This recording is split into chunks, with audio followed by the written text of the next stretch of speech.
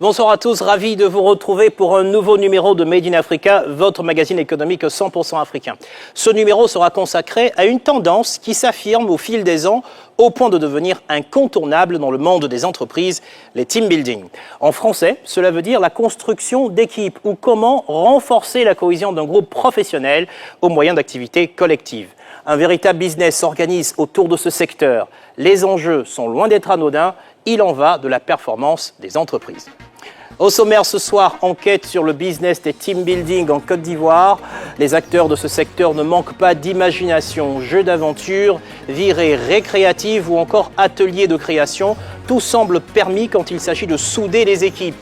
Souder pour mieux vivre ensemble l'aventure entrepreneuriale, mais aussi et surtout pour mieux performer. Si les team building prolifèrent pour booster la motivation, certains salariés font quant à eux le choix du changement de carrière.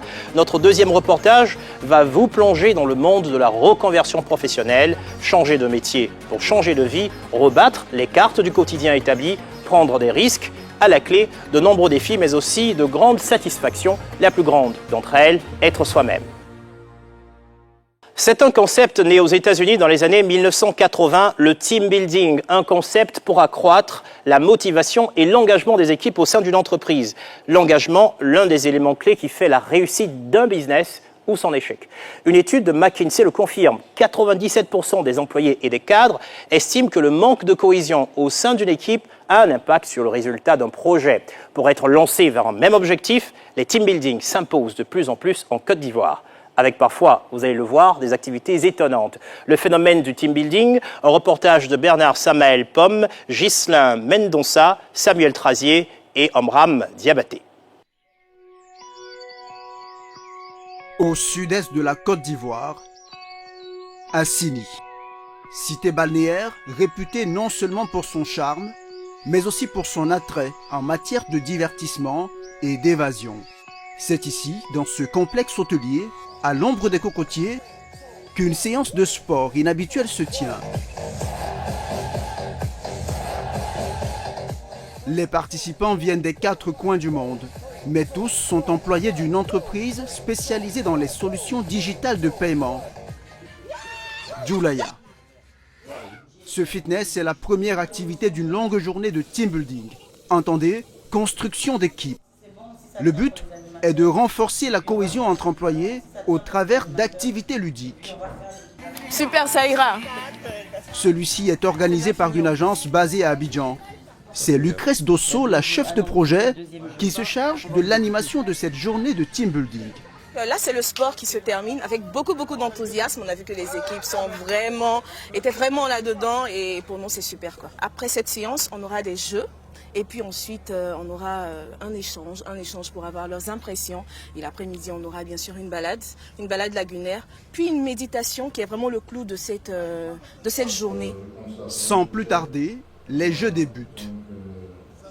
Celui-là consistera à se repérer les yeux bandés. On prépare le jeu à l'aveugle, qui va aussi toujours dans le même sens, hein, de créer de la cohésion, de resserrer les liens entre les employés. Donc l'idée c'est vraiment que le coéquipier aide son collègue, hein, à atteindre l'objectif qui leur est assigné.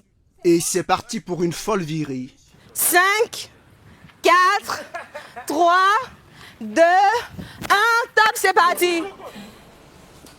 Tout l'enjeu consiste à éviter les pièges placés sur le parcours et à revenir en premier sur la ligne de départ.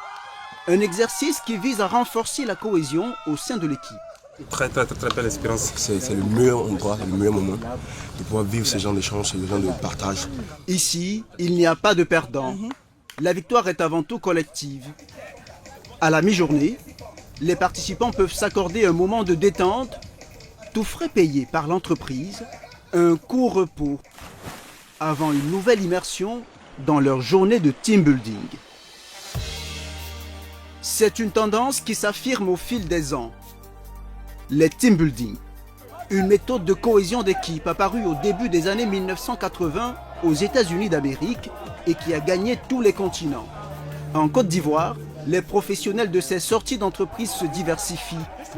Jeux d'aventure, virées récréatives ou encore ateliers de création, tout est bon pour fédérer.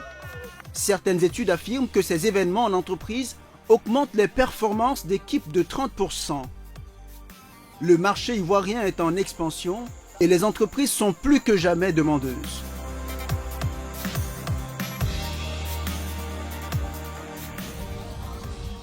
Cet après-midi, ces jeunes hommes terminent les installations. Alain Nzara est ici le chef d'orchestre de cette petite troupe de team builders. Les 14h, moi 14h, nous on est bon, hein? On a le temps d'anticiper certaines choses avant qu'ils n'arrivent. Alain est considéré comme le pape des team building et des sorties d'entreprise en Côte d'Ivoire. Chaque année, il en organise en moyenne une dizaine. Ce jour-là, il se prépare à animer les activités de 80 employés d'une banque de la place. Dans moins d'une heure, va débuter le team building et l'organisateur espère en faire une réussite. Pour cela, tout commence par un aménagement stratégique de l'espace. On met 4 là-bas, on repousse un peu encore et puis on met 4 autres là-bas parce que c'est un truc qui va vite. Dès que les gars percutent, ils vont très vite. Donc l'activité peut même durer plusieurs fois 3 minutes. Pourtant, si on envoie ça un peu plus loin, on est sûr qu'on peut rallonger le temps et ça met plus de dynamisme. Pour rendre les jeux stimulants, Alain Nzara doit faire preuve d'imagination et de créativité. Ici, des bâches qui serviront pour l'une des épreuves. Un matériel qui, comme l'équipe de professionnels du divertissement, représente pour Alain des charges à couvrir. En termes de coûts, justement, pour déplacer les équipes, nourrir les équipes, si les équipes dorment, les loger, le matériel, tout ce qu'il y a là, si on veut prendre en compte, on va tourner au minimum autour d'1 million pour l'organisation, minimum. Voilà. Donc, tout va dépendre de des groupes qu'on accompagne. Le nombre va nécessiter plus de matériel et plus de collaborateurs qui doivent venir sur la mission. Sur ces revenus générés par les team building, Alain Nzara reste discret. On dit quoi? Content de te voir. C'est vrai que je t'ai déjà trouvé à l'agence. 15h, le team building commence dans quelques minutes. Passage obligatoire à la case maquillage. Les participants sont marqués tels des guerriers. Avant l'affrontement, une étape incontournable pour Alain Nzara. Kamate, kamate, kamate. Le haka. Cri de guerre à la façon des rugbymen. Ok, allez, on reprend.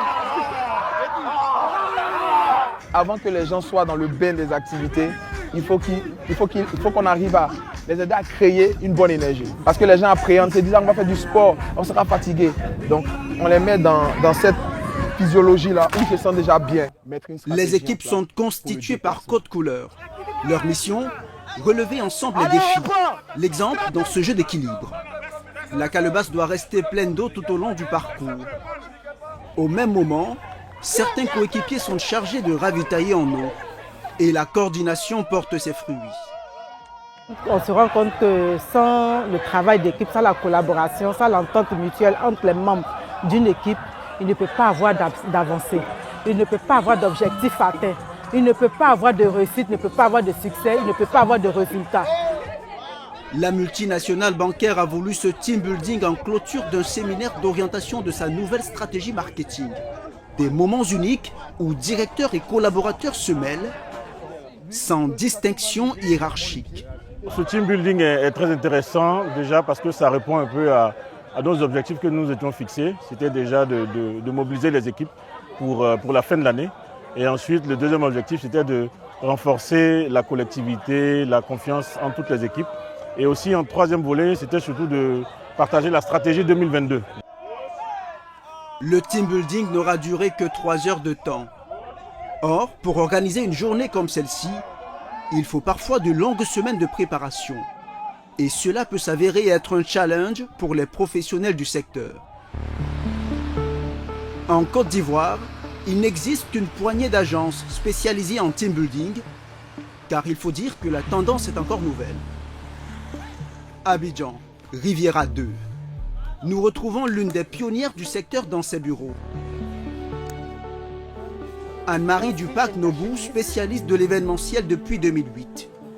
À peine arrivée ce matin-là dans son agence, elle se met tout de suite à la réflexion. Appelle Nguessan pour lui demander à Yopougon ce qu'il a. Parce que pour ceux de la rentrée, il nous faut tous les chasubles complets. En compagnie de l'un de ses 31 collaborateurs, Anne-Marie tient à vérifier que les chasubles sont au complet. Bleu clair, gris, bleu foncé.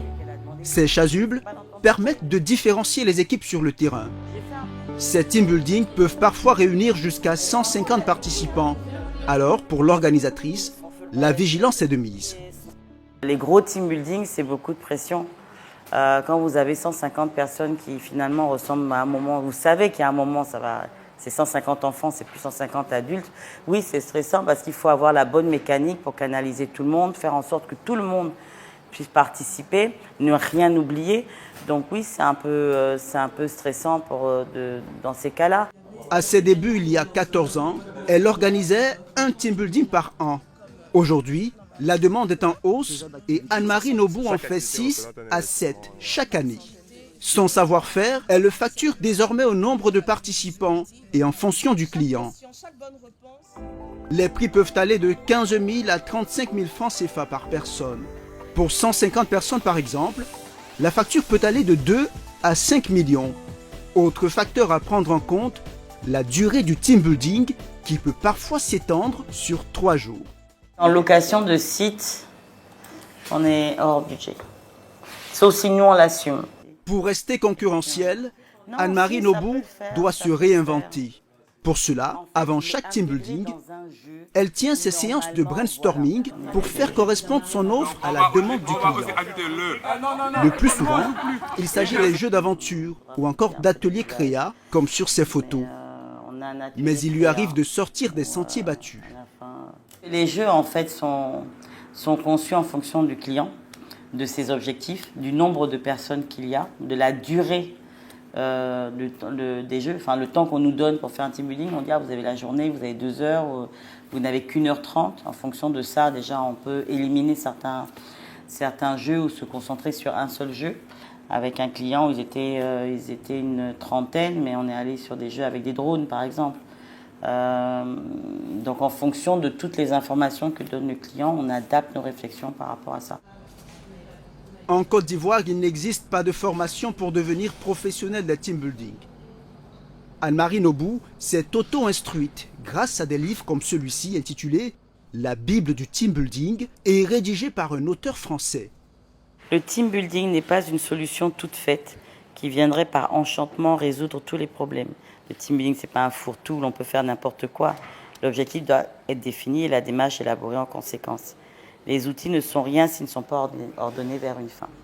Un manuel pour s'arrimer aux nouvelles pratiques du métier. Malheureusement, en Côte d'Ivoire, on n'a pas forcément les formations. Donc on est obligé de se former un peu tout seul. Et on achète ce genre de documents et on lit. Et on lit et on espère que dedans, on trouvera la réponse, la bonne méthodologie pour essayer de concevoir des activités de team building adaptées à nos réalités également à nous. Et parfois, certaines entreprises font le choix de se déconnecter du quotidien. Retour à Assini, où nous retrouvons les employés de Djoulaya, l'entreprise spécialisée dans les fintech. Cet après-midi, ils se sont donné rendez-vous sur ce quai pour une balade lagunaire à bord de ces pirogues à moteur. Faites attention, hein. Pour l'organisatrice, le but est d'assurer un lâcher-prise à ses hôtes. Le but de cette sortie, c'est d'apprendre aux gens à voir autre chose que ce qu'ils ont l'habitude de voir. En général, nous sommes dans des salles, entre 4 murs et tout. Et être dans la nature, ça permet vraiment de réfléchir. Ça permet d'aiguiser son sens d'écoute aussi, son sens d'ouverture. Donc voilà, c'est beaucoup plus dans ce sens-là. C'est vraiment d'amener les gens à lâcher prise. C'est parti pour une demi-heure de découverte le long d'une lagune qui se dévoile au fil des eaux. Ici, fini les haka et les efforts physiques. Place à la contemplation de la nature. Bon nombre des employés de l'entreprise n'ont jamais effectué cette virée. Sur leur chemin, des oiseaux marins se laissent observer au milieu d'une vaste mangrove. Direction les îles Eotile, les plus belles de la région. On attend les autres. Ici, ces spécialistes du digital sont un peu des Robinson Crusoe, lancés dans une randonnée pédestre. Une excursion qui a séduit le patron. Nous avons plus de 5 nationalités au sein de l'équipe.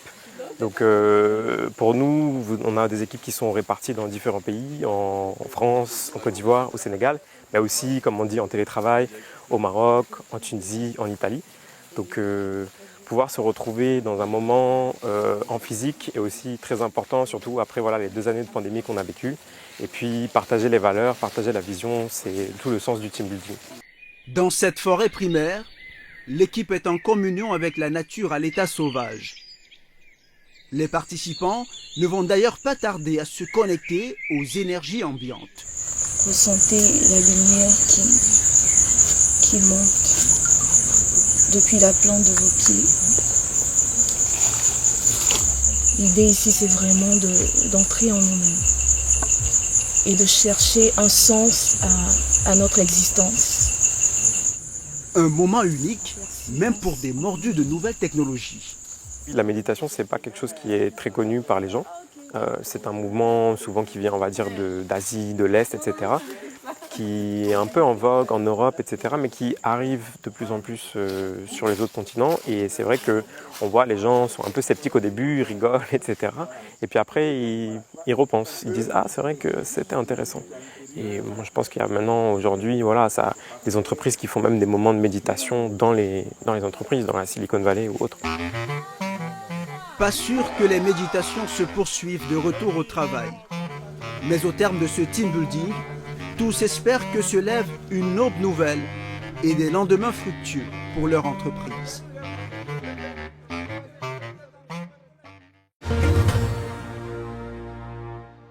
Et pour débattre ce soir, j'ai le plaisir d'accueillir Delphine Lavaux, fondatrice et dirigeante de l'agence Ascensia, Anne-Marie Nobou, fondatrice de l'agence La Boîte à Idées, et le professeur Félicien Kwame, psychologue. Mesdames, messieurs, bonsoir. Bonsoir. Et bienvenue dans Made in Africa. Alors, première question pour vous, Anne-Marie. Anne-Marie Nobou, comment expliquer aujourd'hui la tendance du team building qui paraît être en plein boom? C'est vrai que le team building, je vois en ces 16 dernières années, a pris une place dans la vie des entreprises. Souvent, l'entrepreneur se retrouve en fait avec des équipes qui peuvent être stressées, démotivées, parce qu'on est dans un environnement, on est dans une société qui va à 100 à l'heure, avec parfois des employés qui ont des ambitions, des déconnexions même par rapport à l'entreprise. Donc, l'entrepreneur, à un moment, le directeur peut avoir besoin de reconnecter ses employés. Donc, il peut nous faire appel comme ça à l'entreprise, faire appel à l'agence pour pouvoir faire un team building. Professeur Kwame, certaines études disent que ces événements d'entreprise augmentent la performance de l'équipe de 30%. Vous y croyez? Oui, bien sûr. Puisque, en fait, il faut dire que l'idée même des team building est née de quoi? Vous savez, de plus en plus, on parle d'intelligence émotionnelle au sein des entreprises. Et cela est parti d'où? Des États-Unis. Donc, ne soyez pas étonnés que, justement, les team building prennent leur naissance là-bas. Parce qu'en réalité, on s'est rendu compte que l'individu, il a besoin d'être connecté à d'autres personnes. Et comment on arrive à prouver que parce qu'ils ont été mieux connectés, ils ont été plus efficaces? Un individu, face à tout ce qui se passe au sein de l'entreprise, il peut se situer dans 2 situations, dans 2 états. L'idée ici pour nous, c'est comment faire en sorte que l'individu il soit dans un état productif. Mais l'état productif, ce sont les états qui participent de, quand on parle de la joie, quand on parle de, comment on appelle, de l'enthousiasme et tout ça, ce sont des états qui sont productifs. Plus vous stimulez ces états, et plus l'individu, il est productif. Alors qu'il y a d'autres états, par contre, qui sont des états d'improductivité. Voilà. Alors, et donc, tels que la tristesse, la démotivation. Voilà, la démotivation, les confusions, les frustrations. Alors, cette question est importante. Ça permet de savoir, est-ce que c'est juste, Delphine Lavaux, un phénomène de mode, ou alors ça permet vraiment de développer une culture d'entreprise, selon vous? Oui, bah justement, la culture d'entreprise, c'est vraiment un axe que chez nous, on développe parce que dans l'entreprise, sans culture et sans sens, eh ben pour moi, voilà, c'est la démotivation arrive. Et donc, il faut redonner du sens, il faut redonner une direction, il faut redonner des missions, une vision. Et c'est ce que, dans ces team building, on arrive à retrouver, en fait, puisqu'il y a cette cohésion, on fédère des personnalités qui sont complètement différentes, et même avec les dirigeants. Et ça, c'est des moments très forts. Et c'est arriver à faire vivre des expériences qui sont uniques. Voilà, vraiment. En fait, le team building a un impact en fait sur les individus et sur le groupe.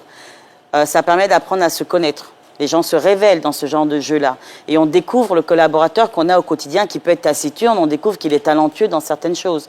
Donc forcément, en revenant au bureau, on a changé notre perception, on a changé la relation qu'on avait avec lui. Le team building, ça permet de développer aussi la créativité. On a tous un petit sens créatif, plus ou moins développé. Et dans certains jeux, en fait, on se retrouve créatif, on se retrouve imaginatif. Et on se révèle par rapport aux autres. On se remotive. Et la motivation, c'est peut-être même le premier moteur dans une entreprise. Alors concrètement, est-ce que quelqu'un qui d'habitude est dans son coin, qui est discret, qui se retient, qui est timide, est-ce qu'une activité de team building de ce type peut lui permettre un jour de se lâcher? Tout à fait. Parce qu'en réalité, en organisant le team building, qu'est-ce qu'on recherche?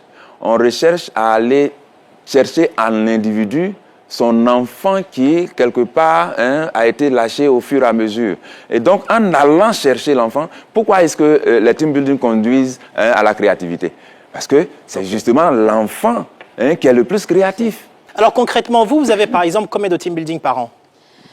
J'ai fait le calcul depuis le dernier depuis le reportage. J'en suis en fait à une douzaine par an. Ok, donc il y a une vraie demande. Ouais. Il y a 5-6 ans, on en avait 3-4.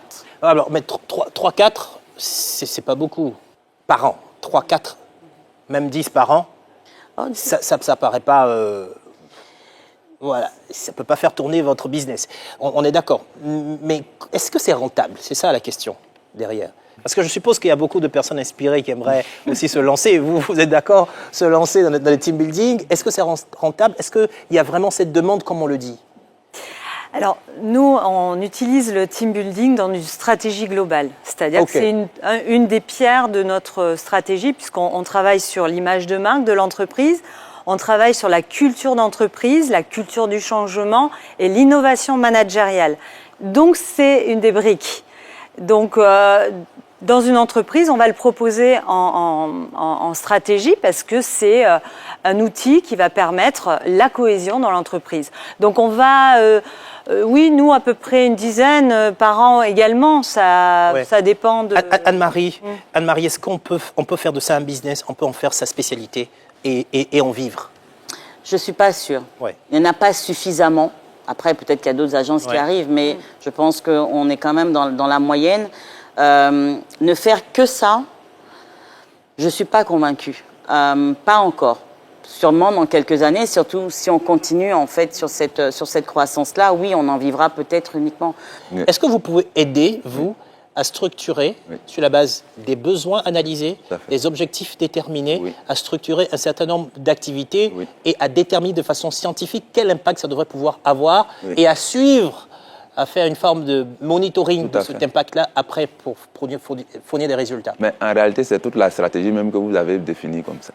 Le team building vise à faire quoi? À détecter des défaillances quelque part. Qu'est-ce qui fait que ça ne va pas? À partir du team building, normalement, on devait pouvoir déterminer ces éléments-là. Et donc, le rapport et le suivi, en fait, va consister à quoi? À une sorte de réaménagement, une sorte de correction. Alors concrètement, est-ce que selon vous, les salariés, de manière générale, sont motivés par le travail? Ou alors est-ce que, d'après vous, ils ont la bougeotte? Je ne pourrais pas parler forcément de tous en disant qu'ils ont la bougeotte, mais je pense qu'un employé qui se sent bien dans son entreprise ne va pas forcément avoir la bougeotte. Et pour ça, il faut lui créer un environnement dans lequel il est bien. Ça peut passer par les team building, ça va passer par de la formation, ça va être juste peut-être cette culture d'entreprise dans laquelle il se retrouve, dans laquelle il est intégré. ou dans laquelle il a l'impression d'avoir une part à jouer. Quelqu'un qui va avoir la bougeotte, c'est ou par ambition, donc il est arrivé à un stade dans l'entreprise où il n'a plus d'évolution, donc il va ailleurs. Mais si vous voulez garder quelqu'un longtemps, il faut le motiver. Et il y a plusieurs piliers de motivation. Et l'un de ces piliers, c'est juste faire en sorte que quand il arrive le matin dans l'entreprise, il se sente bien. Il n'a juste pas envie de partir, pas tout de suite en tout cas. Ouais. Alors, l'avenir des team building pour vous, en un mot, c'est de l'avenir en Côte d'Ivoire? Oui, bien évidemment. Moi, je suis française, mais 23 ans de Côte d'Ivoire, j'ai ces deux cultures et je vois bien l'évolution. Ce vortex mondial du digital, ce vortex, tout ce qu'on a connu, le Covid, etc., aujourd'hui, ça nous a permis d'être en introspection, je pense, une majorité de la population. Donc, les dirigeants, ils sont un petit peu embarqués dans tout ça. Et je parle d'embarquer parce que c'est vraiment le terme.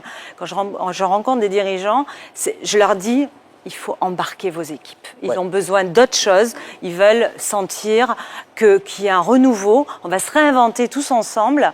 Et donc là, on leur propose des changements. Si le business des team building a de beaux jours devant lui en Côte d'Ivoire, un autre phénomène gagne du terrain, celui de la reconversion professionnelle. De plus en plus de salariés décident de changer de métier. Troquer le costume du DG pour la blouse de docteur, laisser tomber sa vie d'ingénieur pour devenir chef cuisinier, ou encore mettre de côté sa vie de banquier pour devenir chocolatier. Les exemples sont nombreux. Pour trouver sa voie, des formations existent, mais aussi des coachs pour vous donner des clés. Changer de travail, changer de vie, un reportage de Samuel Trazier et Niki Kwame. Grand Bassam, nous sommes au Vitib, le village de l'innovation technologique de Côte d'Ivoire. Cette femme d'affaires s'apprête à tenir une réunion avec ses équipes. Elle est à la tête de Sieria, une société de services informatiques spécialisée dans l'intégration de solutions technologiques. Et pour chaque client, on va avoir un portfolio un peu standardisé comme ça. Et ça nous permettra de savoir ce que chacun fait à quel moment et puis bon, comment... Pourtant, il y a encore un an, elle n'officiait pas dans les TIC, mais dans la santé. Un poste confortable de directrice régionale Afrique de l'Ouest dans une institution. Mais elle décide de tout plaquer pour se consacrer à sa passion, les nouvelles technologies. Ça a toujours été un domaine de passion et donc dans lequel j'avais eu quand même certaines bases. Donc j'avais fait des formations en C+, j'ai eu à faire des formations pour l'utilisation de certains outils qui sont des skills qui sont transférables un peu à ce que je fais aujourd'hui. Cette passion, conjuguée à l'envie d'avoir plus de temps libre pour sa famille, l'ont convaincu de changer de voie. Je peux voir mes enfants aller à l'école le matin, ça n'a pas de prix. Après ça, j'ai plus de temps aujourd'hui pour me consacrer à la tech, voir un peu tout ce qu'on est en train de faire, tout ce qu'on a envie de faire sur l'innovation. Nos pays ont beaucoup de matière, on a beaucoup à apporter, donc ça nous permet aussi à travers Sieria de penser, de contribuer un peu à ce développement-là dans le pays, d'apporter de nouvelles solutions qui sont un peu disruptives, comme on dit, qui changent le game. Comme elle, de plus en plus d'Ivoiriens décident de sauter le pas pour se reconvertir. La reconversion professionnelle, une pratique devenue au fil des années de plus en plus commune. Aujourd'hui, il n'est pas rare de cumuler plusieurs emplois dans des secteurs différents au cours d'une même carrière. 74% des salariés dans le monde ont déjà envisagé de changer de métier, soit près de 3 employés du secteur privé sur 4. Mais se reconvertir n'est pas toujours une mince affaire. Pour y parvenir, certains ont recours à des coachs, d'autres à des formations. En Côte d'Ivoire, un marché se développe pour aider ces personnes en quête d'une nouvelle voie à trouver leur chemin.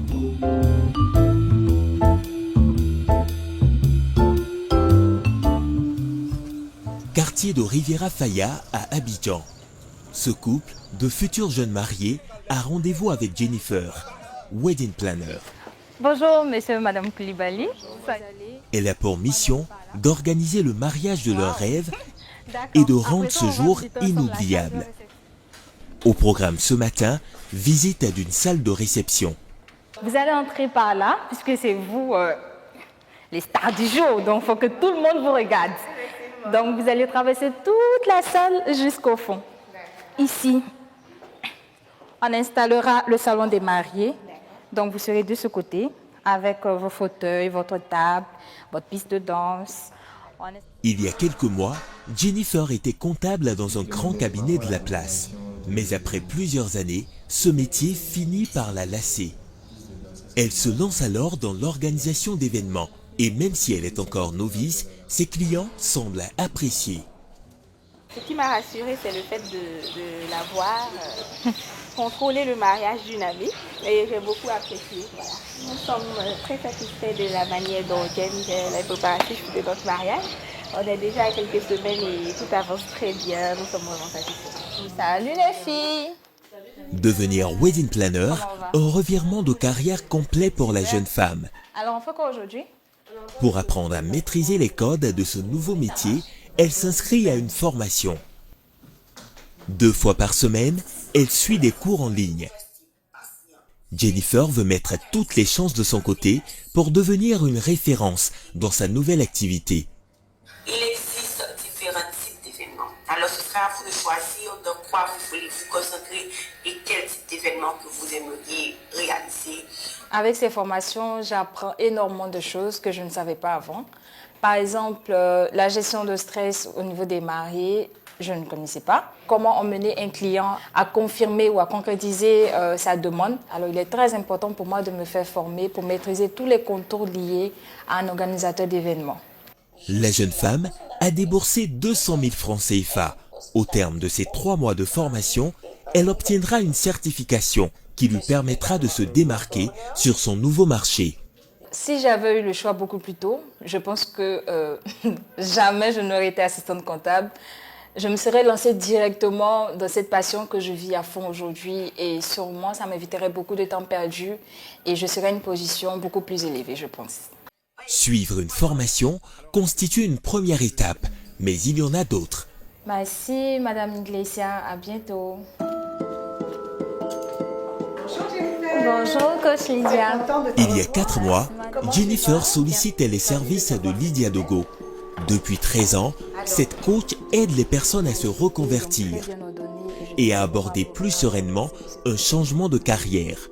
Je sais que tu avais un événement que tu organisais il y a à peu près 2 semaines, on s'était vu. Tu avais des objectifs bien précis.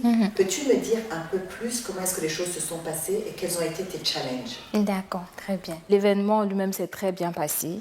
Et faut dire que l'une des choses qui m'a vraiment aidée, ce sont les outils sur lesquels nous avons travaillé et plus principalement l'outil sur la priorisation des tâches. Alors cela nous a fait gagner énormément en temps et tout était très bien ordonné et disposé. Coach, un métier en vogue qui ne s'improvise pas et qui réclame de suivre un processus précis. Le bon processus, ce serait déjà de démasquer vos peurs. Qu'est-ce que vous avez comme peur qui vous empêche d'aller vers l'orientation que vous êtes fixée? Il faudrait aussi définir vos stratégies, bien sûr. 3e point que je dirais, c'est de ne pas dévier. Parce que quand vous êtes entendu avec un coach, où est-ce que vous êtes en train d'aller, il ne faudrait pas, au cours des sessions, commencer à changer ou à ne pas avoir le courage d'avancer. Donc, on va essayer de vous ramener sur le droit chemin. J'ai décidé de me faire coacher parce que là, j'embrasse une carrière inconnue. De comptable, je passe à wedding planner. C'est un monde qui est complètement inconnu pour moi, avec des challenges différents, des défis sûrement beaucoup plus difficiles à affronter. Et là, j'ai besoin de conseils, d'orientation et pourquoi pas de stratégie pour pouvoir réussir dans ce domaine. Dans le cadre d'une reconversion professionnelle, le coaching peut durer entre 6 mois et 1 an. Coach Dogo propose un package de 10 séances au prix de 450 000 francs CFA, soit 45 000 francs CFA la séance. C'est un investissement qui en vaut la peine et je m'y étais déjà préparée puisque c'est quelque chose que j'avais déjà budgétisé avant de me lancer dans cette reconversion professionnelle et je ne regrette absolument rien parce que j'en bénéficie énormément. Dans son cheminement de reconversion, Jennifer a également choisi de confectionner et commercialiser des peignoirs. Pas n'importe lesquels. Celui-ci a été conçu pour le concours Miss Côte d'Ivoire 2021. Miss Côte d'Ivoire. Donc voici le peignoir. Merci beaucoup. C'est pour moi, je peux le garder ou c'est un petit cadeau? Vous pouvez le garder. Merci Jennifer. Merci beaucoup. En tout cas, c'est très gentil. Se reconvertir, un choix motivé par des raisons multiples. Mauvaise orientation, lassitude, envie de changement. Mais pour certains, la reconversion est avant tout la recherche d'une quête de sens. Travailler, non pas seulement pour gagner de l'argent, mais pour avoir un impact positif. Vous le connaissez sans doute comme le chocolatier ivoirien. Mais bien avant de mettre les mains dans le cacao, Axel était banquier. Pendant 3 ans, son quotidien était composé d'écrans, de chiffres, d'actions en bourse. Il y a 10 ans, il démissionne de son poste de gestionnaire de compte au salaire confortable. Fini le costume-cravate, place à présent au tablier d'artisan pour se lancer dans la transformation du chocolat. Quand j'étais en banque, on était incrusté dans un domaine économique où le cacao faisait partie des valeurs sûres. Et on avait même des banquiers spéciaux négoces. Et je voyais le nombre de transactions qui se faisaient à travers le cacao. Et nous, en Côte d'Ivoire, on n'avait pas d'industrie chocolatière véritable. On était dans la première et la deuxième transformation. Jusqu'à aujourd'hui, 95% du cacao n'arrive pas jusqu'au chocolat. Et moi, j'ai dit, je veux que ce challenge-là soit relevé par moi. Sa priorité dès lors, se faire former. Pendant 6 mois, il apprend le métier auprès d'un chef chocolatier ivoirien. Puis, viennent les récompenses remportées lors de concours d'entrepreneurs. Axel Emmanuel décide d'investir dans du matériel professionnel comme ses affineuses. Au total, près de 30 millions de francs CFA investis depuis ses débuts. Pour s'équiper, les machines sont importées, il faut les faire venir en Côte d'Ivoire. Et le comble, c'est que toutes ces machines aussi ont des taxes énormes.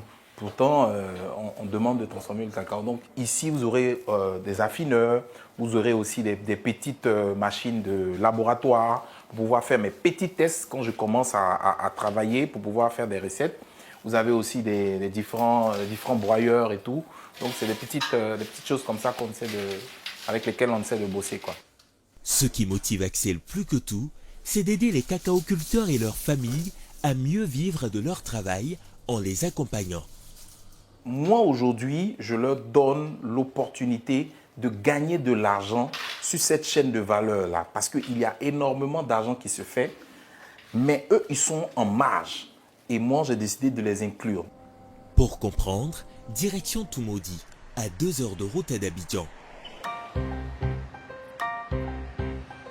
Ce jour-là, Axel Emmanuel est venu rencontrer ces femmes de planteurs. Habituellement, elles décortiquent les fèves de cacao au sein de leur coopérative. Bonjour. Bonjour, ça va bien? Un travail difficile. Aujourd'hui, installée aux abords des écoles, elle régale les papilles des élèves. Axel Emmanuel a eu l'idée de créer cette activité génératrice de revenus, la vente de beignets au chocolat. C'est une zone mi-savane, mi-forêt, Toumaudi, donc à un certain moment de l'année, il n'y a pas le cacao toute l'année. Donc à côté de ça, elles peuvent aussi faire une activité toujours à base de cacao, le cacao qu'on a transformé de leur coopérative qu'elles ont décortiqué, pour pouvoir avoir une activité. Donc il y a les gaufres au chocolat, il y a aussi les yaourts grottés au chocolat et d'autres trucs qu'elles peuvent faire qui va les permettre d'avoir l'argent et d'être autonomes. Ce chocolat, ce sont les femmes elles-mêmes qui l'ont transformé grâce à la formation reçue par Axel Emmanuel. Le chocolatier a aussi mis les moyens afin de les rendre plus autonomes en investissant dans ce matériel. On a commencé avec 3 points de vente. On a financé au niveau du fait-tout, du gaz, des ustensiles, de l'huile, de la farine et tout ce qu'il faut pour pouvoir commencer l'activité. Et on va progresser en faisant 10 points de vente. Alors que ces femmes pouvaient rester plusieurs mois sans travailler lorsque la campagne de cacao était terminée, désormais, elles engrangent des revenus supplémentaires grâce à cette nouvelle activité. C'est une activité rentable, ça nous permet de gagner l'argent. On peut gagner 5 kilos, on peut taper 5 kilos par jour, 7 kilos par jour. Et on peut avoir le bénéfice de 5 000 francs. De banquier à chocolatier, une trajectoire hors norme qui a permis à Axel Emmanuel de se réaliser tout en ayant un impact positif sur la société. Et je suis bien épanoui d'être un entrepreneur social qui prend soin de sa communauté et qui aide tout le monde à avancer. Son ambition, former toujours plus de femmes de cacaoculteurs et construire une usine de transformation de chocolat. Autant de défis qu'il n'aurait pas pu relever sans son changement de carrière. Une reconversion qui pourrait en inspirer d'autres.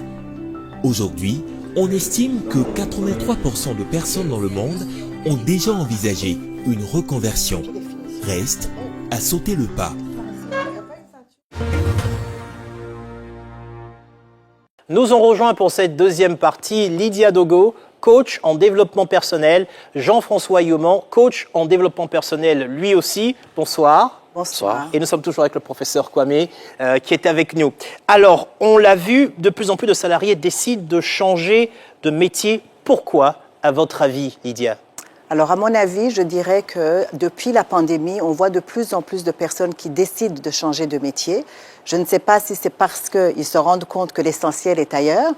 Peut-être qu'il y a des choses qu'on n'arrive pas à expliquer, mais la plupart du temps, je dirais qu'on cherche un meilleur salaire. C'est pour des raisons peut-être familiales qui peuvent vous pousser à changer de métier. Ça peut aussi s'expliquer au fait qu'on n'aime pas le leadership sur lequel nous sommes. Et il y a énormément de choses qui peuvent effectivement impacter cette décision. Mais en tant que coach, j'avoue que je vois de plus en plus de personnes qui viennent avec cette même problématique pour justement cette reconversion professionnelle. On n'aime pas le leadership sur lequel on est. Alors concrètement, professeur, est-ce qu'on peut dire que c'est aujourd'hui le signe de mal-être au travail ou tout simplement le reflet d'une époque, on a envie de bouger? Ce n'est pas exclusif. Et pour dire que ça peut être soit le mal-être ou alors qu'on ait envie de bouger. Ouais. Mais il faut dire que essentiellement, cela est le signe d'un mal-être qui tend à se généraliser dans le monde du travail. Et donc, quand les gens ils n'ont pas l'environnement qu'il faut pour s'épanouir professionnellement, quand ils n'ont pas cet environnement qui puisse susciter en eux ce sentiment d'appartenance, et alors en ce moment-là, cela peut amener l'individu à changer de cap. Et ça se généralise. Alors ça fait vos affaires, hein, Jean-François Yoman. Dans tous les cas, on parle de 74% des salariés qui, au niveau mondial, déjà ont envisagé de changer de métier. Oui, un phénomène mondial, mais je dirais un phénomène aussi générationnel. Certains, donc, on va dire, accompagnants dans le domaine de la sociologie vont nous montrer que les groupes sociaux ont été classifiés en 4 grands groupes. On va voir que les générations, par exemple, d'après-guerre, qu'on appelle la génération baby-boomer, était une génération dans laquelle l'objectif était de maintenir un emploi, sauvegarder cet emploi-là afin de prendre soin des familles. Après, on va avoir une deuxième génération, celle des années 80. Aux toutes années 80, on est vraiment dans cette génération X, qui se cherche, qui cherche son identité, qui cherche à se retrouver. Cette génération-là veut à la fois garder son travail, mais avoir un travail qui lui correspond. Je me demande les autres générations, ce sera quoi? Alors, la prochaine génération, qui sera donc la génération Z, la génération du zapping à partir des années 2000, cette génération-là qui est axée justement sur l'expression de la volonté, donc qui met en avant la mission de vie, par exemple, qui met en avant la passion, pour ensuite en faire un métier. Donc on va voir qu'en réalité, on a une génération qui, depuis les 2 dernières décennies, va être dans l'optique de faire quelque chose qui me plaît. Pour moi, on a pas tout forcément vu. Pour mon père, pas forcément pour honorer ma mère, mais faire quelque chose qui me correspond. Donc après, on peut faire des études, faire plaisir aux parents. Ça fait 3. Il y a une 4e génération. La 4e et dernière génération, c'est celle dans laquelle nous sommes. C'est-à-dire cette génération-là qui est vraiment un melting pot de plusieurs cultures et plusieurs générations. Donc parfois, on a été dans des environnements à l'extérieur donc de notre réalité contextuelle qui va faire que finalement, on va se dire, OK, ça a été possible, j'ai vu ça ailleurs, je veux reproduire le même modèle. Donc on est parfois aussi dans des imitations de processus qui ont marché avec des personnes qu'on a envie de reproduire tout simplement. Donc oui, 74%, ce n'est pas un chiffre anodin. Il peut se reproduire aussi dans notre échelle ivoirienne avec des personnes qui sont arrivées à un stade où elles se disent, finalement, pourquoi ne pas essayer de faire cette chose-là que j'ai toujours rêvé de faire? Et puis en même temps, il y a la pandémie qui a remis un peu tout à plat. Est-ce que vous pensez que ça a libéré aujourd'hui l'envie des plus jeunes, sur le plan professionnel, d'avoir une plus grande mobilité, de partir vers autre chose? La question est peut-être pour vous, mais tout à l'heure, je veux que le professeur Kwame réagisse dessus. Oui, moi je dirais que la pandémie justement a permis à pas mal de personnes de pouvoir se dire que les choses peuvent être faites autrement. Parce que parfois, on n'a pas eu la possibilité de continuer dans le même travail parce que l'économie a changé, donc on s'est retrouvé à la porte. Donc on a dû créer un nouveau job. La deuxième chose que je dirais, c'est que la pandémie a permis aux gens de voir que la précarité de la vie est devenue tellement difficile et que si on ne fait pas les choses maintenant, quand est-ce qu'on les ferait exactement? Donc l'essentiel est devenu ailleurs. Du coup, professeur, on se recentre plus sur l'essentiel. Est-ce que l'individu se sent connecté au travail pour lequel il se lève le matin et il revient le soir? Parce que tant qu'il n'y a pas cette connexion-là qui est faite entre l'individu et le travail, et alors en ce moment-là, lui, il va le vivre péniblement. Parce qu'en réalité, pour les types de personnalités que nous sommes, il y a des activités qui vont avec. Et donc, pour celui qui a trouvé l'activité qui va avec sa personnalité, vous allez voir que cet individu, c'est comme s'il ne travaille pas. Ouais. Parce que cela lui convient, ça lui correspond. Alors, ça nous fait penser à Axel Emmanuel qu'on a vu tout à l'heure dans le reportage, le banquier, justement, qui devient chocolatier et qui va dans des villages pour former des personnes à utiliser également ce chocolat, même pour vendre avec des beignets. Lui, il s'est reconnecté peut-être à quelque chose qui était plus proche de ce qu'il est. Oui. Oui, exactement, quelque chose qui est plus proche de ce qu'il est ou de ce qu'il a toujours ressenti. Parce qu'en réalité, il y a 4 grandes choses importantes qu'il faut toujours observer quand vous voyez une personne faire une activité. La première chose, eh bien, c'est ce qui passionne la personne. Donc, vous pouvez être dans quelque chose qui vous passionne, mais dont les personnes autour de vous n'ont pas réellement besoin. La passion. D'accord. Donc, la passion. Deuxième chose fondamentale, c'est le besoin auquel cette passion va répondre.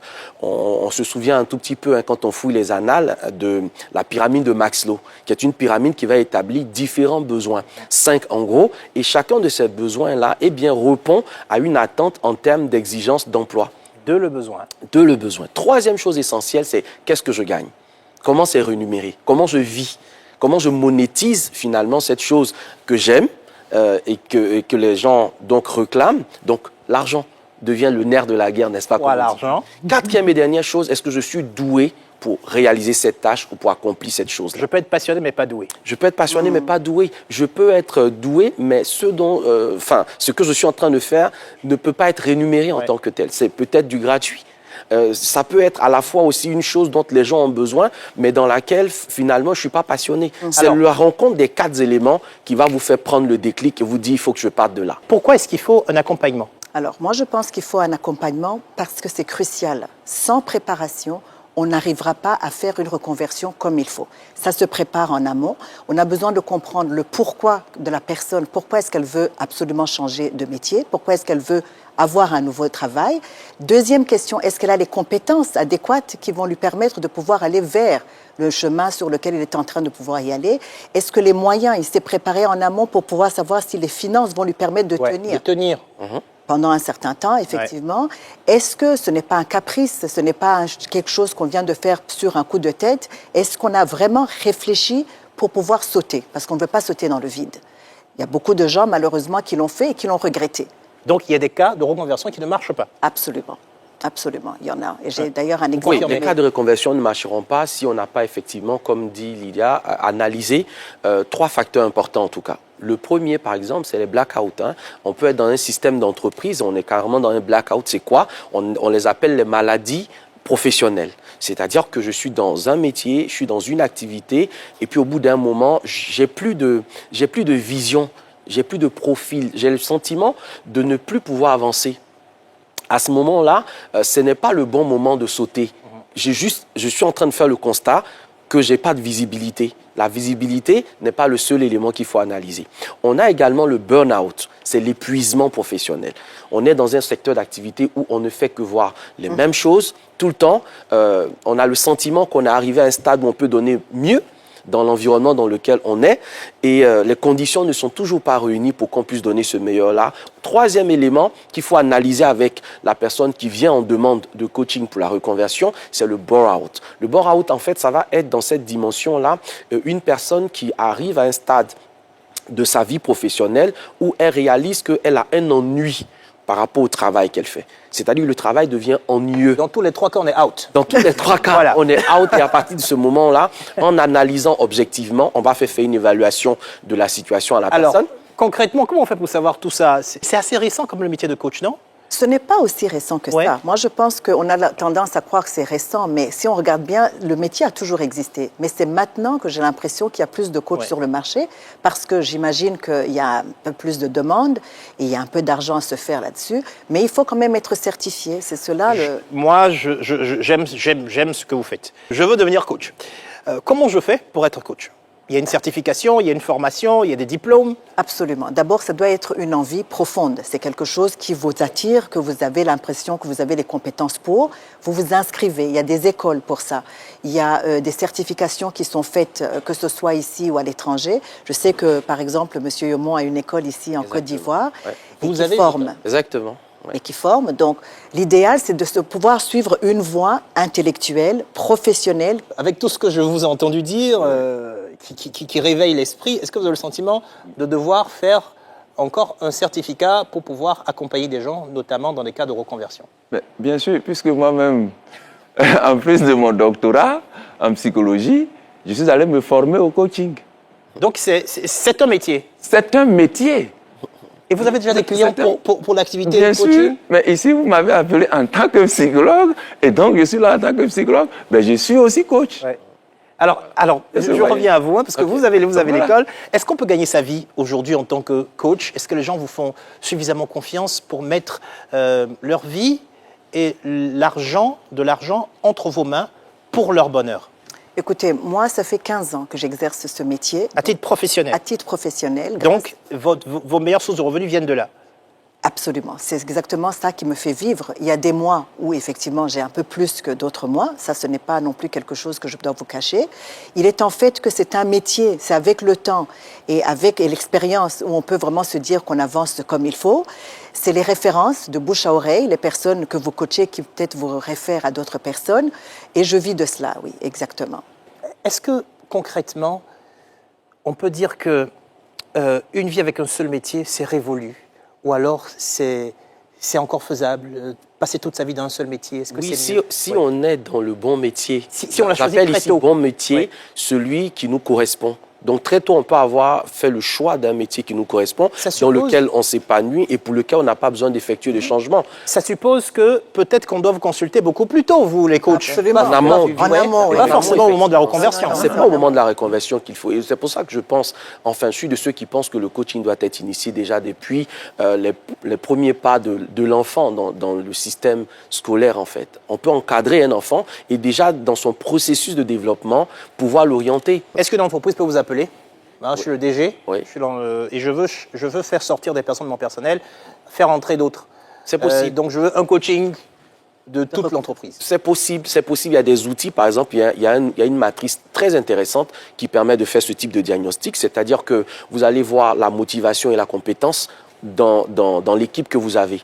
Vous allez avoir des personnes qui sont motivées et compétentes, des personnes qui sont compétentes mais pas forcément motivées, des personnes qui ne sont ni motivées ni compétentes et des personnes qui sont motivées mais pas compétentes. Alors, dans ces quatre-là, vous allez faire sortir de votre système. Mais celles qui ne sont ni motivées ni compétentes, qu'est-ce qu'elles font là?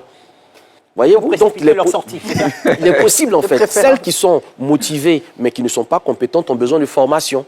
Celles qui sont compétentes et motivées ont besoin de délégation par exemple. C'est-à-dire que vous pouvez compter sur ces personnes-là pour accroître substantiellement votre productivité dans votre entreprise. Je reconnais qu'il y a beaucoup de choses à dire, mais on ne peut pas tout dire dans le temps qui nous est imparti. Il ne me reste plus à moi qu'à vous dire merci Lydia Dogo, Jean-François Yomon, professeur Kwame, merci pour tout d'avoir été avec nous. Merci donc, chers invités.